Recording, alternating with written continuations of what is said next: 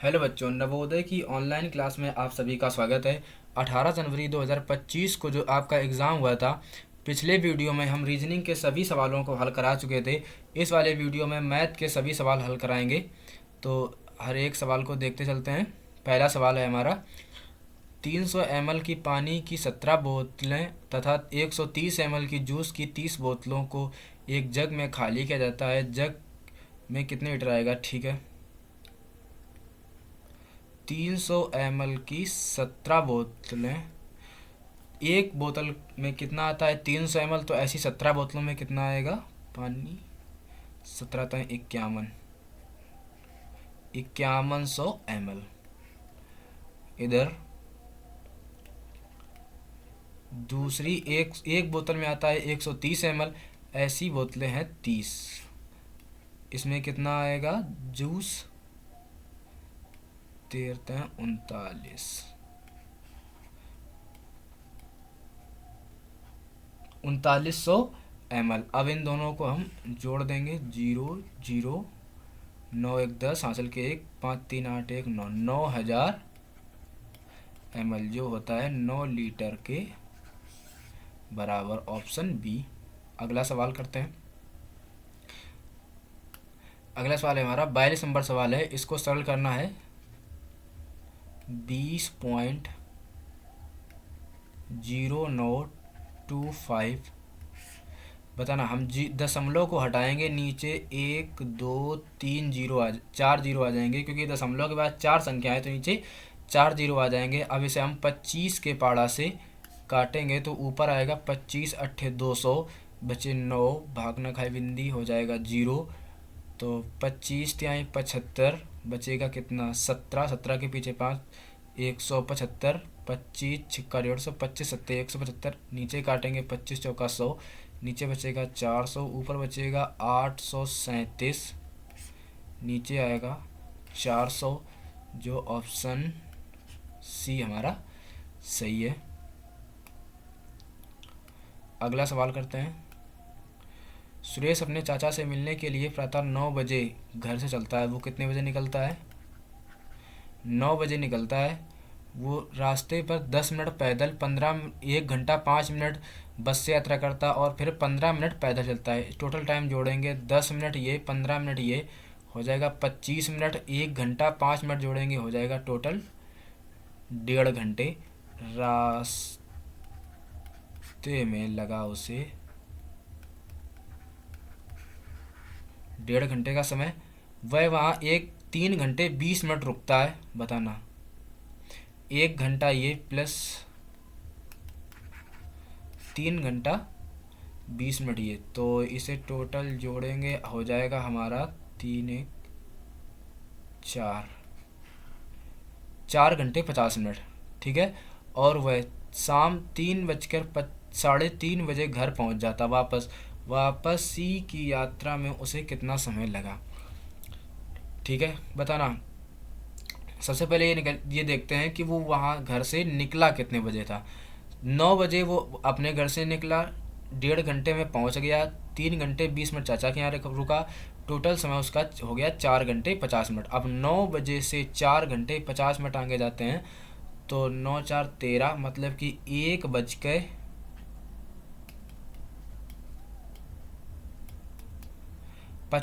पर वो निकला था चाचा के यहाँ से। ठीक है। और 3:30 बजे वापस पहुँच गया। अब 1:50 से 3:30 तक का टाइम जोड़ेंगे। 1:50 से 2:50 1 घंटा, और 3:50 होते हैं 2 घंटा। यदि वह 3:50 पर पहुँच रहा था तो हो रहा था 2 घंटे, जबकि वो 20 मिनट पहले पहुँच गया। 2 घंटे में 20 मिनट कम करेंगे तो आएगा हमारा 1 घंटा 40 मिनट, ऑप्शन सी। अगला सवाल। सभी अंक 4207 के प्रयोग से बनने वाली 4 अंकों की सबसे बड़ी संख्या और छोटी संख्या का अंतर बताइए। ठीक है, पहले सबसे बनाते हैं बड़ी संख्या, तो 7 4 2 0। बड़ी संख्या बनाने के लिए क्या करते हैं? सबसे बड़ा अंक पहले, फिर उससे छोटा, फिर उससे दूसरा, सबसे लास्ट में सबसे छोटा अंक। सेकेंड टाइम बनाते हैं छोटी संख्या। छोटी संख्या की शुरुआत करेंगे छोटे से, 2, 0, 4 और 7। सवाल ने कहा इनका अंतर, बस इनको आपस में हमें घटा देना है। तो 10 में 7 जाएंगे 3। देखिए लास्ट में 3 आया, ऑप्शन सी सही हो जाएगा, क्योंकि लास्ट में ऑप्शन में इस एक ही ऑप्शन में 3 दिख रहा है, बाद बाकी इसमें 7 आएगा, 3 आएगा, 5 आएगा। ठीक है, अगला सवाल करते हैं 45 नंबर सवाल। देखिए पिछले वीडियो में हम रीजनिंग के सभी सवाल कर चुके हैं, अब इसमें मैथ के जल्दी जल्दी सवाल हल करते हैं। 90 के अभाज्य गुणनखंड हम निकालेंगे, इस तरीके से गुणनखंड निकालते हैं। 2 से काटेंगे आएगा 45, 3 से काटेंगे आएगा 15, फिर से एक बार 3 से काटेंगे आएगा 5, 5 से काटेंगे आएगा 1, तो 2 गुणा, तो 2 बार 3 आ गया, तो हम इसके 3 की पावर 2 लिख सकते हैं और 5। ठीक है, जो ऑप्शन सी में हमें दिख रहा है। अगला सवाल करते हैं 46 नंबर सवाल करते हैं। इसमें दे रखा है 9432 डिवाइड बाई 1.25। ठीक है, इसे जब हम भाग लगाएंगे तो हमारा आता है 7545.6। ठीक है, यदि 9.432 में भाग लगाते हैं 12.5 का, तो हमारा आंसर कितना आएगा। देखिए ऊपर देखिए दशमलव के बाद 3 संख्या है, नीचे दशमलव के बाद 1 संख्या है। पहले से दशमलव हटाते हैं, नीचे 2 जीरो बढ़ा के दशमलव से दशमलव अब कट जाएगा। अब बताना इसे जब हम हल करेंगे तो हमारा आएगा, देखिए हमारे बच्चे ने ये किया है, जो ऑप्शन बिल्कुल गलत हो जाएगा, बाद बाकी इसका सी ऑप्शन सही निकलेगा। ठीक है, 47 नंबर सवाल करते हैं। देखिए इसमें हमें जोड़ना है, इसे जोड़ने के लिए क्या करते हैं, जो सबसे बड़ी संख्या होती है उसको हम पहले लिखते हैं। इस तरीके के सवाल करने के लिए क्या करेंगे, जो सबसे बड़ी संख्या होगी उसे हम पहले लिखेंगे। तो सबसे बड़ी संख्या हमारी ये है, इसे पहले लिखेंगे 111.1001। अब देखिए नीचे जो संख्या लिखेंगे प्लस, उसमें क्या करेंगे, हम पॉइंट का निशान पॉइंट के जस्ट सामने रख लेंगे पहले। अब संख्या लिखेंगे 1, इसके बाद दे रखा है 0.1। ठीक है, फिर अगली बार क्या करेंगे, फिर से हम दशमलव के सामने दशमलव पहले रख लेंगे। अब संख्या रखेंगे तो 0 दशमलव के पहले 0, दशमलव के बाद है 0.1। ठीक है, फिर से दशमलव के सामने दशमलव रख लेंगे, दशमलव के पहले 1 है, फिर है 001, फिर से दशमलव के सामने दशमलव दे रखा है 1.01, फिर से दशमलव के सामने दशमलव 1.1।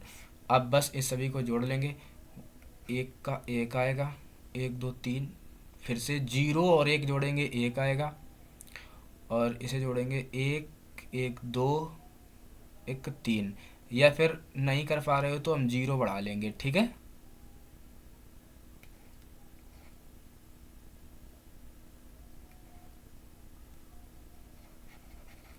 जीरो बढ़ा लेंगे। अब 1 1 1 आएगा 3, 1 1 2 पॉइंट 1, इस जोड़ेंगे 3 4 5, 1 1 2 1, हमारा निकल के आएगा 125.2311। ऑप्शन सी सही हो जाएगा। अगला सवाल करते हैं।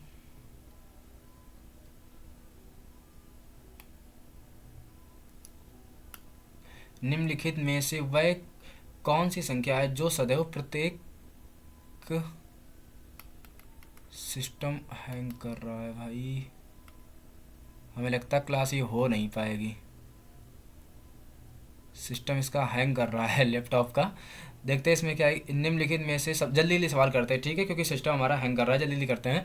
निम्नलिखित में से कौन सी, देखिए अभाज्य संख्याएं जो होती हैं, हम 2 अभाज्य संख्या लिखते हैं, 1 5, इनके गुणनखंड हमेशा 1 होता है। ठीक है, ऑप्शन 1 हो जाएगा।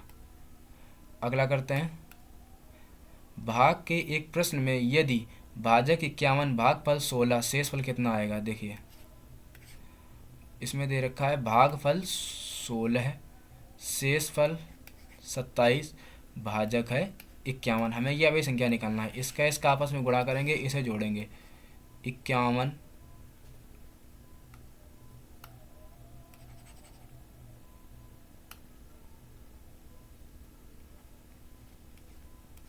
गुणा 16, जोड़ेंगे 16 एकम 16 छः, यहाँ से लगेगा 16 5 80 1 81, और इसमें हम 27 जोड़ देंगे तो 6 6 12 1 13, 3 1 4, 843, ऑप्शन ए।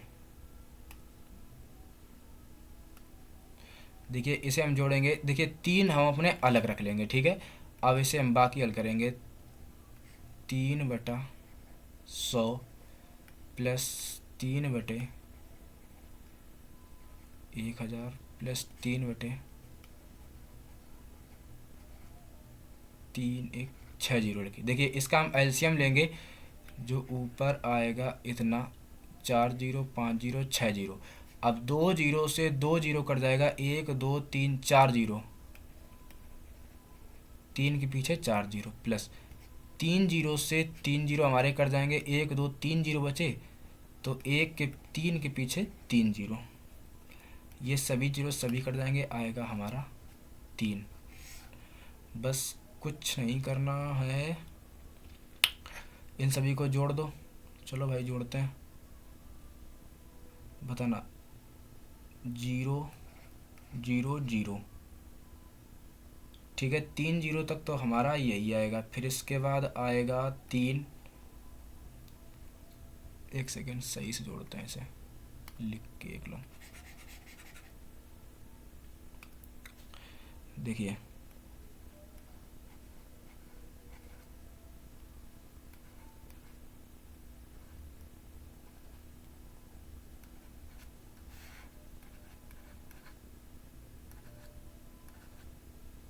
इतना आएगा, ठीक है। अब 0.3, अब इसमें हम कितने का भाग लगाएंगे, 6 जीरो का, 1 2 3 4 5 6।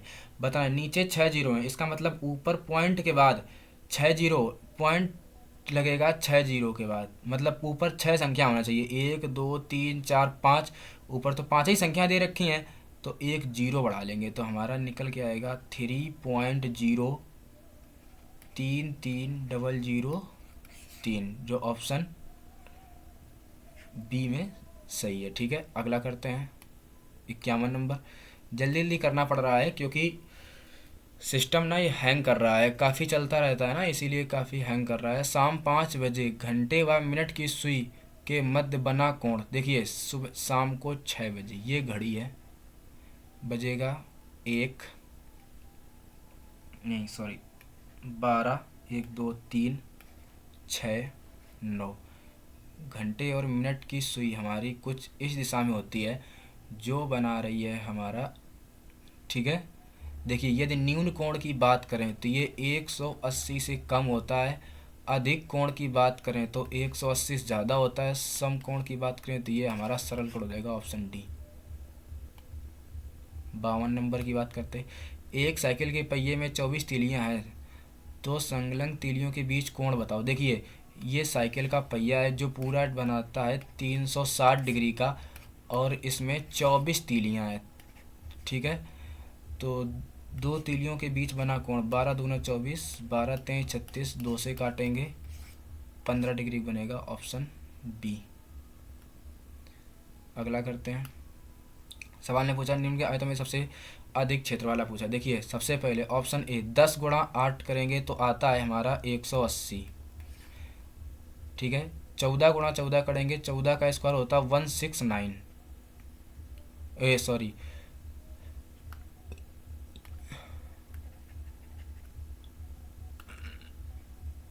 ये देखिए ये बना है आयत, ये बना है वर्ग, वर्ग का स्क्वायर होता है भुजा स्क्वायर, ठीक है। इन दोनों का आपस में गुणा करेंगे तो आएगा 14 गुणा 14 196। 12 गुणा 16 करेंगे, 16 दूना 32 के 2 हासिल के 3, 16 एकम 16 3 19, 192। 17 गुणा 11 करेंगे, 17 एकम 17 के साथ हासिल के 17 एकम 17 1 18। तो सबसे ज़्यादा आ रहा 16196 ऑप्शन बी। 54 नंबर में देखते हैं, पी क्यू आर एस द्वारा हल किए गए प्रश्नों की संख्या को दंड ग्राफ द्वारा दर्शाएगी। ठीक है, सवाल ने कहा है उपयुक्त दंड ग्राफ में ज्ञात कीजिए पी और एस में ने मिलकर कितने प्रश्न क्यू आर ने मिलकर कितने पी एस। देखिए, क्यू और आर ने मिलकर कितने किए हैं, क्यू ने किए हैं 6 और आर ने किए हैं 10, दोनों मिला के होते हैं 16। पी ने किए हैं 4 और एस ने किए हैं 8, इनके होते हैं 8 4 12, अधिक हैं 4, ऑप्शन ए। 55 नंबर सवाल देखिए, 33/40 में क्या घटाया जाए। 33/40 में क्या घटाया जाए कि 11/4 हो जाए। देखिए, ज़रा देर के लिए इस सवाल को भूल जाओ, बताना 8 में क्या घटाएं कि 5 हो जाए। आप लोग जब बहुत जल्द बता दोगे कि भैया 3, ये 3 हमारा जिस नियम से आया वही नियम से हम ये ला देंगे। हम 3 किस नियम से लाएंगे कि 8 में 5 घटाएंगे तो हमारा 3 आएगा। हम क्या करेंगे, 33/40 में 11/40 घटा देंगे। 33/40, 40 माइनस 11/40 आएगा हमारा 22/40। इसे काटेंगे आएगा 11/20, ऑप्शन ए। 56 नंबर सवाल करते हैं, एक दुकानदार 1 रुपये में 5 टॉफ़ी की दर से खरीदता है तथा 1 रुपये में 4 टॉफ़ी की दर से बेचता है। 125 रुपये का लाभ कमाने के लिए कितनी टॉफ़ियाँ उसे बेचनी पड़ेंगी। देखिए, ये सवाल में काफ़ी बच्चे कन्फ्यूजन रहे थे और काफ़ी बच्चे काफ़ी हद तक कुछ गलत करके आए हैं। ठीक है, देखिए इस सवाल को हम लगाते हैं कॉस्ट प्राइस और सेलिंग प्राइस। सवाल ने कहा एक दुकानदार 1 रुपये में 100 टॉफ़ियाँ, अब 1 रुपये में 100 टॉफ़ियाँ खरीदता है और 1 रुपये में 4 टॉफ़ी बेचता है। ठीक है, 1 रुपये में 100 पैसे होते हैं तो हम मान कह दें कि 100 पैसे की 5 टॉफ़ियाँ। ठीक है, बताना यदि 100 पैसे की 5 टॉफ़ी खरीदता है तो एक टॉफ़ी उसने कितने की खरीदी, 20 पैसे की। ठीक है, अब बताना यही 100 पैसे की वो 4 टॉफ़ी बेचता है तो एक टॉफ़ी कितने की बेचता है, 25 पैसे की। उसने 20 पैसे की एक टॉफ़ी खरीदी, 25 पैसे की एक टॉफ़ी बेची, एक टॉफ़ी पर उसका लाभ हुआ, एक टॉफ़ी का लाभ 5 पैसे का। ठीक, सवाल ने कहा है कि 125 रुपये का लाभ कमाने के लिए कितनी टॉफ़ियाँ वो बेचेगा। बताना जब वो एक टॉफ़ी बेचता है तो 5 पैसे का लाभ होता है। हम निकाल लें कि 1 रुपये पर वो कितनी टॉफ़ी बेचेगा और 1 रुपये बराबर होता है 100 पैसे। बताना 5 पैसे का लाभ कमाने के लिए वो एक टॉफ़ी को बेचता है। ठीक है, तो 100 पैसे का लाभ कमाने के लिए कितनी टॉफ़ियाँ बेचनी पड़ेंगी। देखिए, सिस्टम ये हैंग कर रहा है, हम इसको ना जल्द से जल्द करते हैं, बहुत फास्ट करना पड़ेगा। बटे 5, 20 कितनी टॉफ़ी बेचनी पड़ेगी, 20 टॉफ़ियाँ बेचनी पड़ेंगी। ठीक है, अब सवाल ने बोल रखा है 125 रुपये कमाने के लिए कितनी, तो हम 20 का गुणा कर देंगे तो आएगा 0, 5 दूनी 10, हासिल के 1, 2 दूनी 4, 1 5 और 2 1 कम 2 1 कम 2, 2500 टॉफ़ियाँ आएंगी, ऑप्शन डी। देखिए, हमें अपडेट सिस्टम इसका अपडेट करना था और हमने अपडेट किया नहीं है तो ये हैंग कर रहा है। एक वर्गाकार पार्क की भुजा, ठीक है, 50 मीटर है, एक वर्ग बना है जिसकी एक भुजा 50 मीटर की है। इसके अंदर की ओर, ठीक है, 2.5 मीटर चौड़ा पथ है।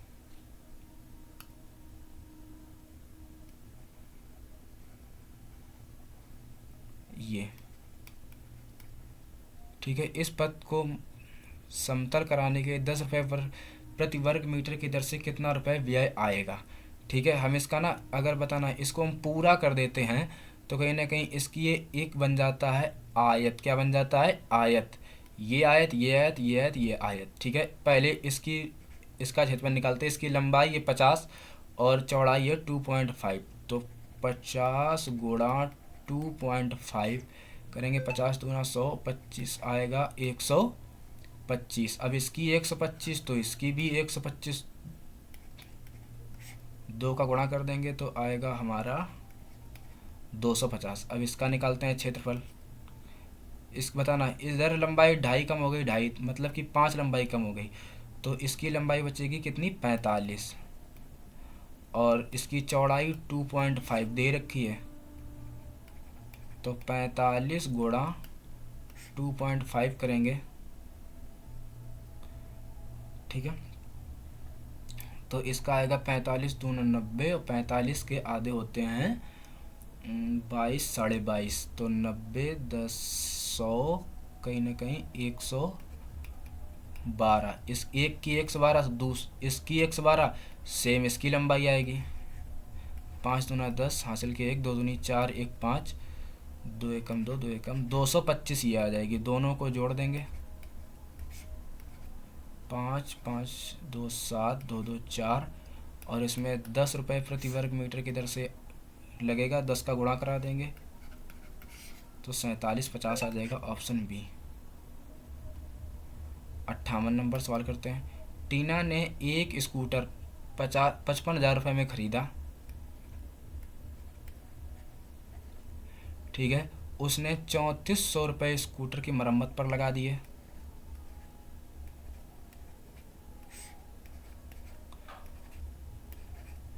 उसका टोटल पैसा खर्चा हुआ इतना।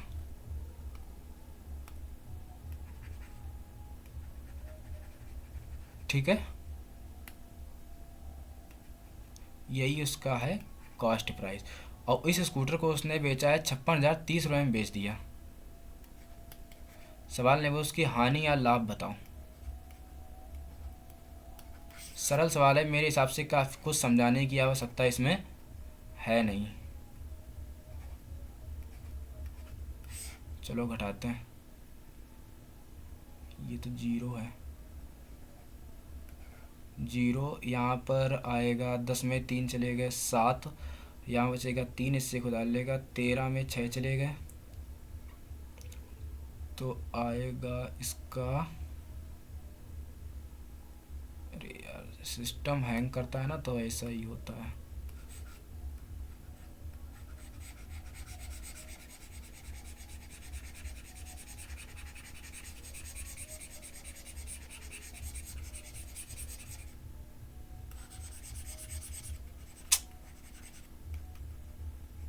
बस ये वीडियो बन जाए, ये क्लास पूरी हो जाए, फिर इसके बाद इसको अपडेट करते हैं। ठीक, इतना पैसा उसने लगाया, 56,030 रुपये उसने बेच दिया।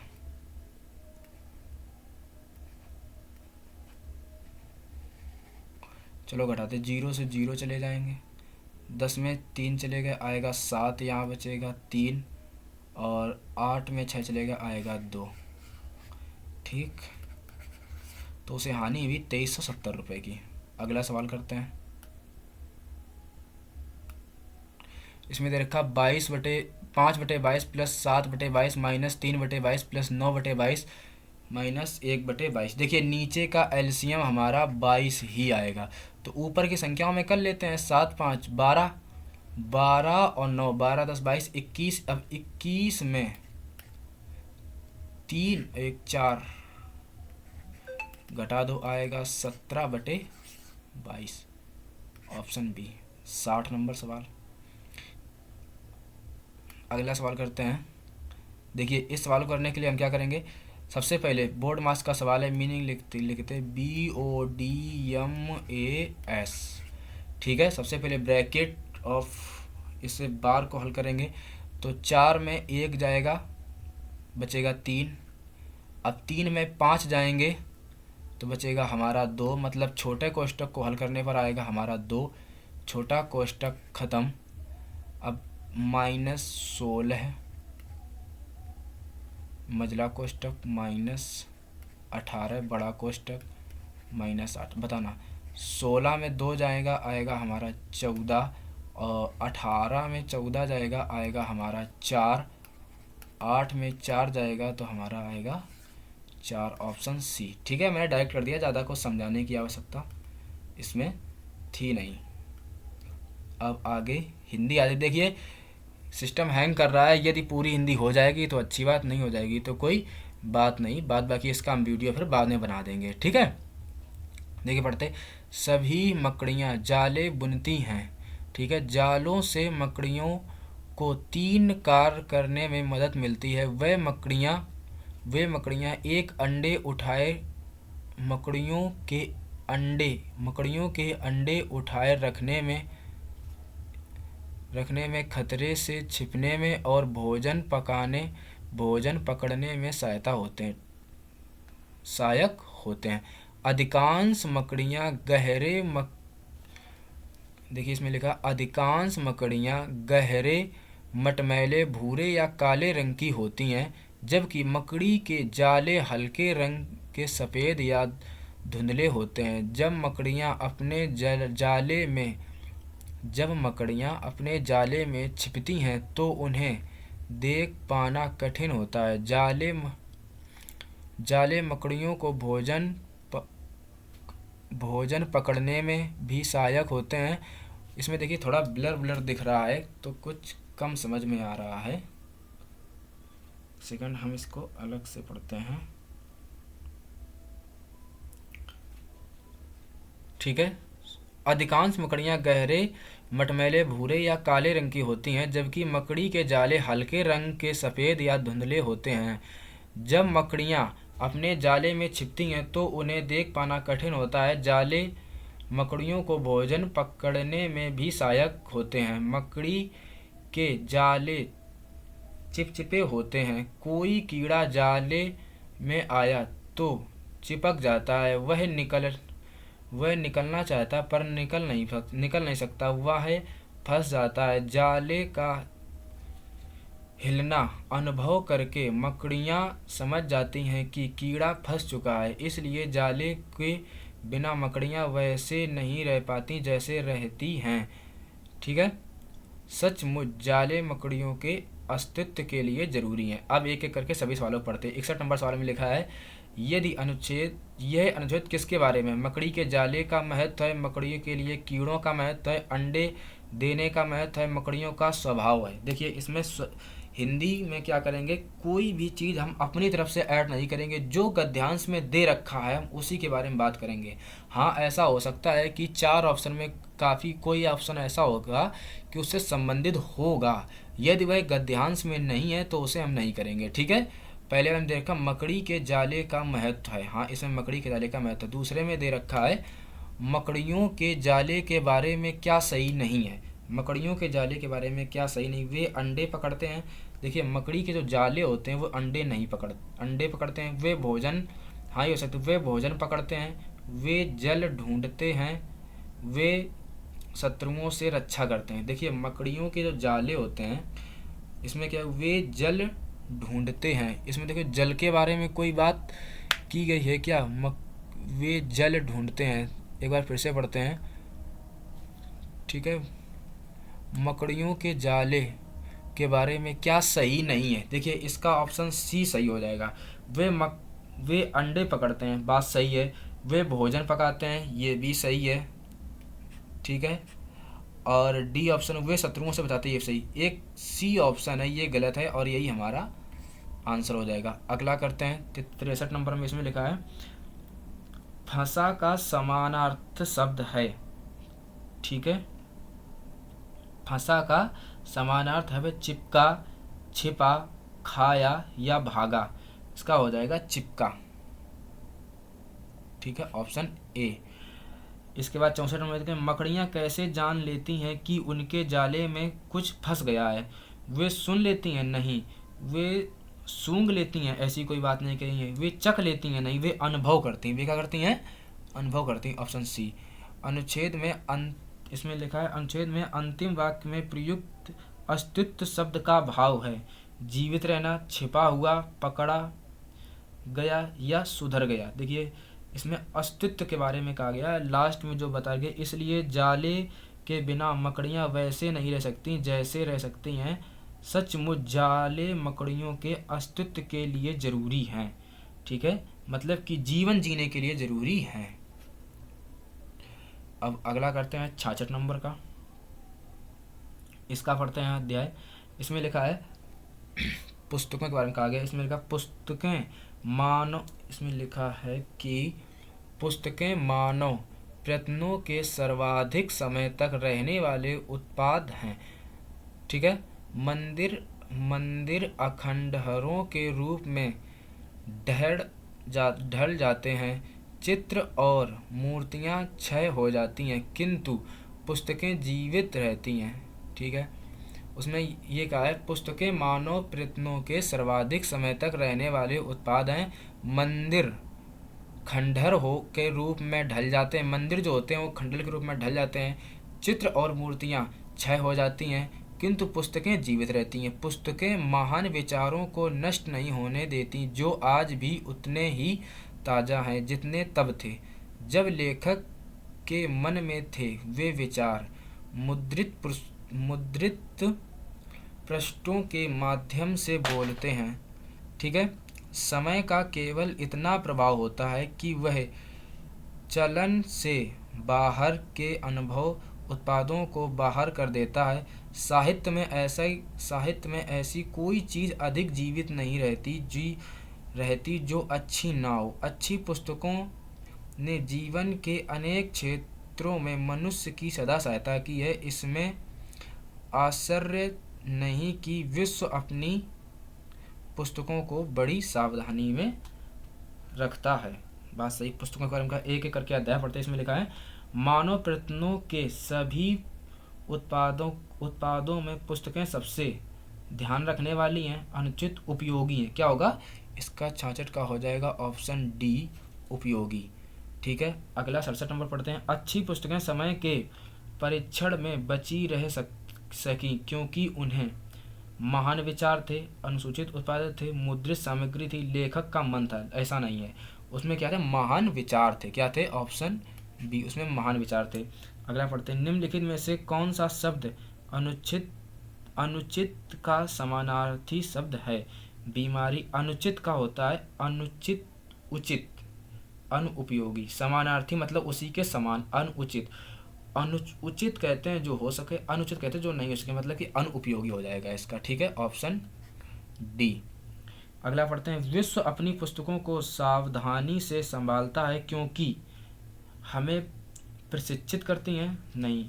विविध क्षेत्रों में हमारी सहायता करती हैं? समय से परे होती हैं? मानवीय प्रयास का उत्सव मनाती? नहीं। विविध से क्षेत्रों में हमारी सहायता करती हैं, विविध जो कई एक क्षेत्रों में हमारी सहायता करती हैं, इसीलिए पुस्तकों को हम सावधानी पूर्वक संभाल कर रखते हैं। ठीक है, अनुच्छेद में ढहना शब्द का प्रयोग है। ठीक है, बिखर जाना के अर्थ में हुआ है अलग कर देना या काटना या हटा देना। इसका हुआ है बिखर जाना। ठीक है, ढड़ना का मतलब होता है बिखर जाना। अगला करते हैं।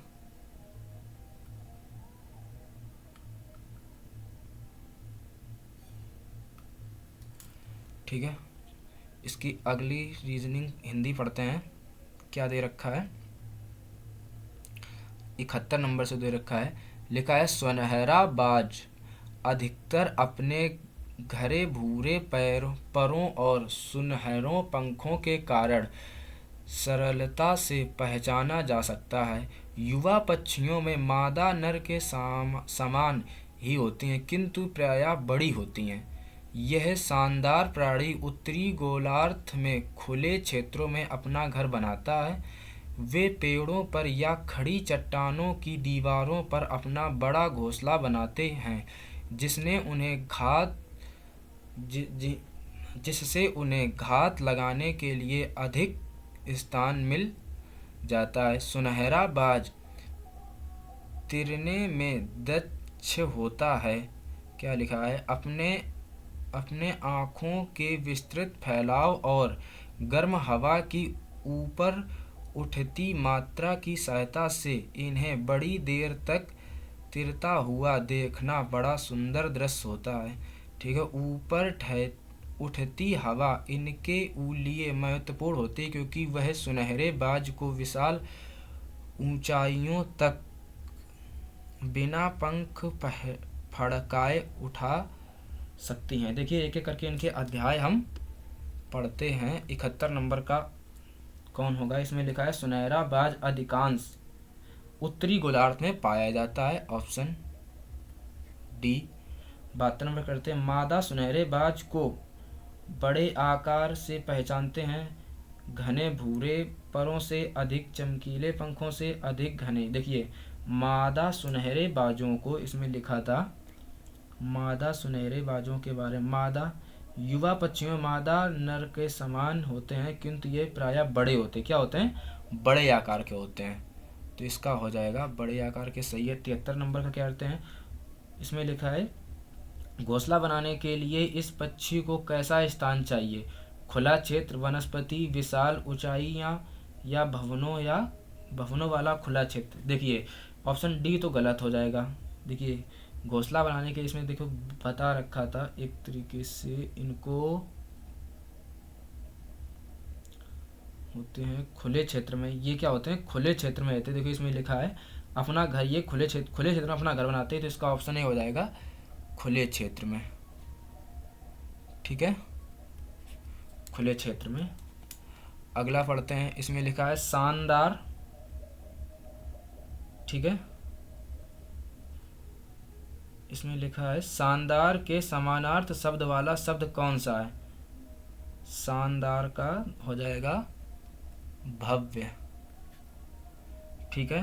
75 नंबर पर कहते हैं निम्न में से शब्दों में से कौन सा शब्द विशाल का विलोम शब्द नहीं है?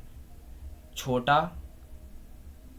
देखिए विशाल का विलोम शब्द नहीं। नन्हा।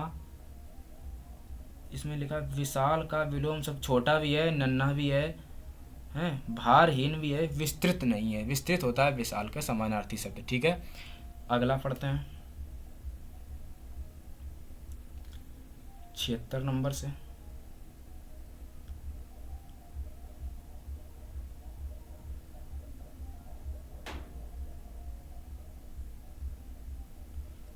ठीक है। रोबोट एक विशेष यंत्र होता है। यह कंप्यूटर से प्राप्त निर्देश के अनुसार चलता है और काम करता है। यह यंत्र होने के कारण यह ना गलतियां करता है ना थकता है। यह कभी शिकायत नहीं करता है। रोबोट हमारे चारों ओर है। कुछ रोबोट चीज़ें बनाने में प्रयुक्त होते हैं। उदाहरण स्वरूप रोबोट कारें बनाने में सहायता कर सकते हैं। कुछ रोबोट खतरनाक स्थानों के अन्वेषण में प्रयुक्त होते हैं जैसे ज्वालामुखी। कुछ रोबोट घरों की साफ सफाई के सहायता कर सकते हैं। कुछ रोबोट शब्दों को भी पहचान सकते हैं। वे टेलीफोन कॉल का उत्तर देने में सहायता कर सकते हैं। कुछ रोबोट मानव जैसे दिखाई देते हैं। अधिकांश रोबोट मानवीय जैसे ही दिखाई देते हैं। ठीक है। 76 नंबर में थका का समानार्थी शब्द पूछा गया है। निडार, खतरनाक। देखिए खतरनाक तो होगा नहीं। निर्वात ये भी नहीं। अन्वेषण इसका होगा ऑप्शन बी निडार। ठीक है। रोबोट गलतियां नहीं करते क्योंकि वे यंत्र होते हैं। कंप्यूटर द्वारा दिए गए निर्देशों का पालन करते हैं। मानव जैसे दिखाई देते हैं। थके हुए। देखिए इसका होगा ऑप्शन बी सही होगा। इसका ऑप्शन बी सही होगा। रोबोट गलतियां नहीं करते हैं क्योंकि वे कंप्यूटर द्वारा दिए गए निर्देशों का पालन करते हैं। ठीक है। यंत्र होते हैं, ये गलत बात है। ये देखिए काफ़ी बच्चों ने क्या किया, इसका यंत्र ऑप्शन लगाया है। ठीक है। अनुच्छेद के अनुसार निम्नलिखित में से किस कार्य के लिए रोबोट का उपयोग नहीं होता है? बच्चों को पढ़ाने के लिए, साफ सफाई करने के लिए, टेलीफोन के लिए, कार बनाने के लिए। देखिए यदि हम इन सभी ऑप्शनों की बात करें तो ये सभी ऑप्शन सही हैं, पर सवाल ने बोला अनुच्छेद में बच्चों को पढ़ाने की बात नहीं की, कि जबकि भविष्य में रोबोट क्या होंगे, वो टीचर भी बनेंगे। ठीक है। और 79 नंबर का, निम्नलिखित शब्दों में से कौन सा शब्द खतरनाक शब्द का विपरीतक शब्द है? ठीक है। सुरक्षित, पहचानना, थका हुआ, अन्वेषण। खतरनाक का होगा सुरक्षित। विपरीतक मतलब उल्टा शब्द पूछा, खतरनाक का उल्टा सुरक्षित। इसमें लिखा रोबोट के बारे में निम्नलिखित में से कौन सा कथन सही नहीं है? अधिकांश रोबोट मानव जैसे दिखाई देते हैं। सही नहीं है तो सही। अधिकांश रोबोट यंत्र जैसे दिखाई देते हैं। रोबोट गलतियां नहीं करते हैं। रोबोट बहुत उपयोगी है तो बात सही है। रोबोट गलतियां नहीं करते हैं, ये हो सकता है मेरे हिसाब से। देखिए, अधिकांश रोबोट मानव जैसे दिखाई देते हैं, ये तो बात सही है। ठीक है। और इसमें ये तो भाई डी तो गलत हो जाएगा। अधिकांश रोबोट यंत्र जैसे दिखाई देते हैं, ये भी सही है। रोबोट गलतियां नहीं करते, ये तो भाई गलत है। अनुच्छेद के हिसाब से बी ऑप्शन सही हो जाएगा।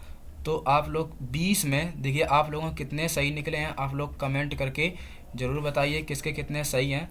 और देखिए, सिस्टम हैंग कर रहा था। एक वीडियो हमने पूरा बनाया था जिसमें रीजनिंग, मैथ और हिंदी तीनों दे रहे थे, पर उसमें क्या हुआ कि रीजनिंग और मैथ हो गई, तब तक सिस्टम हैंग कर गया। तो हमें वीडियो दूसरा बनाना पड़ा है जिसमें मैथ और हिंदी दी है हमने। ठीक है। पहले वीडियो, दोनों वीडियो आप लोग को देखना है।